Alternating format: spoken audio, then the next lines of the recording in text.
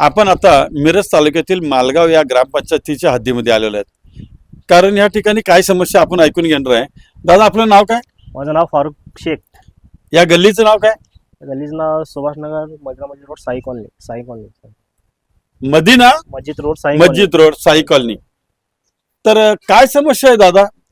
आता हे रस्ता पिंक ब्लॉकचा केला होता 2000 जे काय असेल ते. हा, वाला.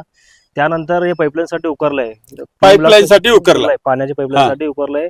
मग आडवं पण खोदलंय आणि सळ पण खोदलंय. बर. ते प्लिंग ब्लॉक निघून गेलेले आहे सगळ्या. मग ते पेमुलाक परत गाठले नाही, परत बसवलेले नाहीत प्लिंग ब्लॉक. मग ते बसवण्यासाठी तुम्ही विनंती वगैरे कोणाला केली? विनंती म्हणजे आम्ही रस्ता करा म्हणून ते बसवा म्हणून केलेलं नाही, कारण रस्ता व्हावा म्हणून मी सदस्यांना सरपंचांना पण सांगितले आहे. बर, पण तुमचे कोणी ऐकलं? येऊन बघून जावं म्हणून पण सांगितले. बर. तर कोण बघून गेलेलं नाही. काय ग्रामसेवक पण आले?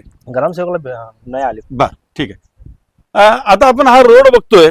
ही परिस्थिती बघा की या रोडला पेविंग ब्लॉक बसवले होते. वास्तविक पेविंग ब्लॉक कशासाठी बसवतात की एखाद्या कामासाठी काय कारणानं उकरावं लागलं तर ते पेविंग ब्लॉक काढावेत आणि पुन्हा पूर्ववत बसवता यावेत म्हणून. तर ह्या पेविंग ब्लॉकला जेव्हा पाईपलाईन बसवली गेली तेव्हा उकरलं गेलं, पण पेविंग ब्लॉक सकट त्यांना ते मुजवून टाकलं. म्हणजे जो रस्ता चांगला होता आणि वास्तविकरित्या ते पेविंग ब्लॉक काढून बाजूला ठेवून तुमचं पाईपलाईनचं काम झाल्यानंतर ते पूर्ववत करणं गरजेचं होतं.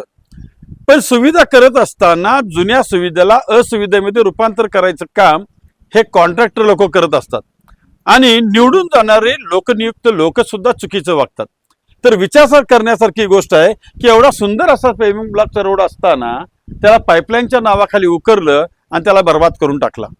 तर मी या मालगाव ग्रामपंचायतीच्या ग्रामसेवकांना विनंती करतो रोज एक नवीन विषयाच्या माध्यमातून की या नागरिकांची झालेली गैरसोय तुम्ही दूर करा. याला कुठेतरी एकत्रित व्यवस्थित करा. या रोडला व्यवस्थित करून या लोकांची गैरसोय दूर करावी अशी मी रोज एक नवीन विषयाकडून आपल्याला विनंती करत आहे आणि ती विनंती आपण मान्य कराल अशी अपेक्षा करतो. अन्यथा मी दुसरा व्हिडिओ काढायला तुमच्या ग्रामपंचायतीमध्येच येणार, याची नोंद आपण घ्याल अशी अपेक्षा करतो. धन्यवाद.